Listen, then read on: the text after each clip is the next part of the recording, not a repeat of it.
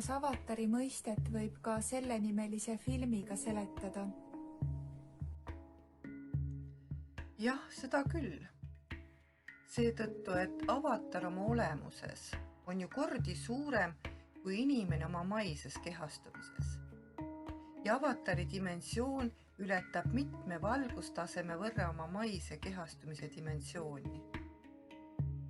Selle filmi kasutegur inimeste jaoks ehk ongi selles, et tekib seos, mismoodi Avatar inimeses toimib ja et need erinevad sagedused võivadki tähendada erinevaid maailmu.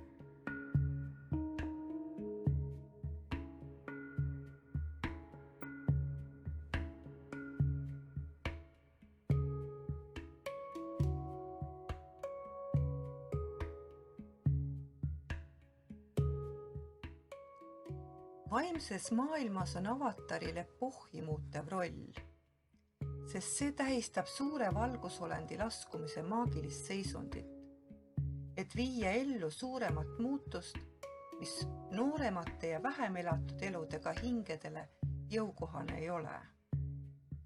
Avatar on maises tähenduses valgustunud hing, kes sünnib ehk reinkarneerub perioodiliselt uuesti, et suurendada inimkonna teadlikkust. Juba väe omandanud, ühitsetud Avatari lähedal viibimine avaldab egotasandil elavale inimesele mõju. Aga see on esialgu üsna tihti egole talumatu. Tema käitumine muutub negatiivseks ja esile tõuseb eemale hoidev või isegi agressiivne hoiak. Kui me räägime hingeravi koolist kui Avatar koolist, siis siin see loomulikult nii ei käi nagu selles James Cameroni kunstilises filmis. Kuid mineviku mälu ja kõrgem arusaam intuitiivsel tasandil saabub Avatari kohalolust kindlasti. Emma Kiss kui Avatar kooli toimimine on määratud siiski keskteel liikumisena, mille märksõnadeks meie koolis on antud aurea mediocritas, kuldne kesktee. Et inimese elus ei oleks argipäevil elades väga suuri raskusi, erinevus madala mina eluruumis pärast kõrgema minaga kokkusaamist oleks drastiliselt suur.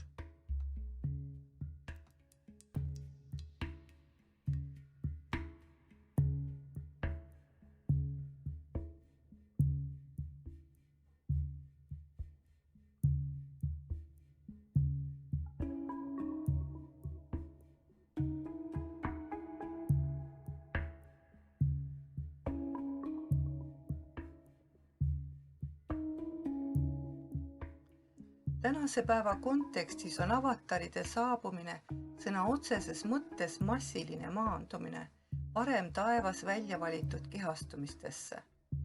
Kuid et see eeldab kehade ettevalmistust nii varem elatud elukäigu ja hinge ravimiseks, kui teadmiste ja andepõhiste oskuste omandamiseks, uut laadi mõtlemise ja keha valguse vibratsioonidega harjumiseks, siis ei saa seda protsessi omapäi aktiveerida. Selleks on looja poolt ette nähtud kindla õppetöö, praktika ja ravilise suunaga haridusliku ühisettevõtte loomine, mille eesmärgiks saab Avatar kooli liikmete ettevalmistus kogukondade abistamiseks eesootava üleminekuaja tarvis maa uude ajajärku.